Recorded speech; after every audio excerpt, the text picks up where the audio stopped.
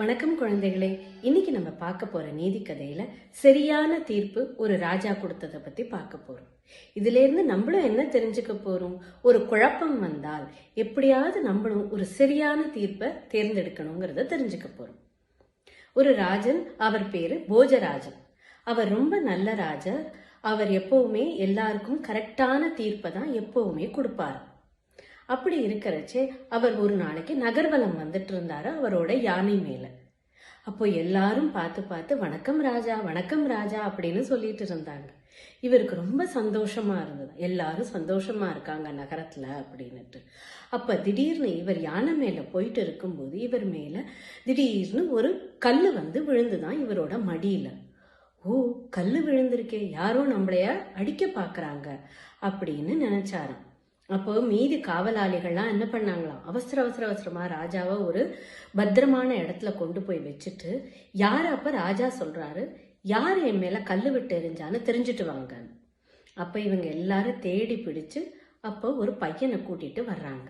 இந்த பையன்தான் உங்க மேல கல் அடிச்சது. அப்ப ராஜா வந்து கேக்குறாராம், உனக்கு ஏன்பா என் மேல என்ன கோவம், ஏன் என் மேல நீ கல்லெடுத்து எரிஞ்ச அப்படின்னு கேட்டாராம். அப்ப அந்த பையன் சொன்னாராம், நான் உங்க மேல கல் எடுத்து எரியல. அந்த மரத்துல நிறைய மாம்பழங்கள் இருந்தது, நல்ல சுவையான மாம்பழம்.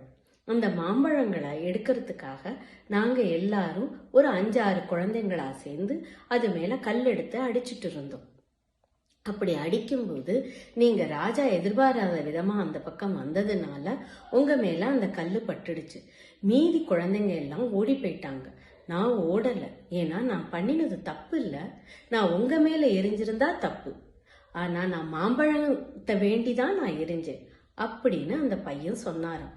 ராஜாவுக்கு ரொம்ப சந்தோஷமா இருந்தது. ஓ, இந்த பையன் எவ்வளவு உண்மையா கரெக்டா இப்படி வந்து பயமில்லாம பேசுறான்னு சொல்லிட்டு. அப்ப அந்த ராஜா என்ன பண்ணாராம், அவர் கழுத்துல இருந்த முத்து மாலையை எடுத்து அந்த பையனுக்கு கொடுத்தாராம்.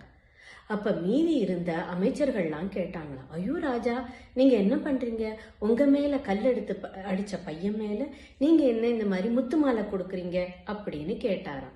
அப்ப அந்த ராஜா சொன்னாராம், ஒரு மரத்துல இருக்கிற மாம்பழத்து மேல கல்லெடுத்து அடிச்சா அந்த குழந்தைக்கு சுவையான மாம்பழம் கிடைக்குது.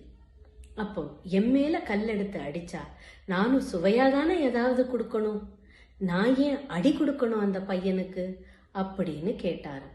எல்லாரும் ரொம்ப சந்தோஷம் அடைஞ்சாராம். ராஜா சொன்னதுல ஒரு நியாயம் தானே. ஒரு மரத்து மேல அந்த மாம்பழத்தை எய்ம் பண்ணி நம்ம அடிச்சா அந்த மாம்பழம் தரும்போது நம்ம மேல தெரியாம, வேணும்னு இல்லை, தெரியாம அத வந்து அந்த கல்லெடுத்து அடிச்சா நம்மளும் சுவையானது தானே தரணும்.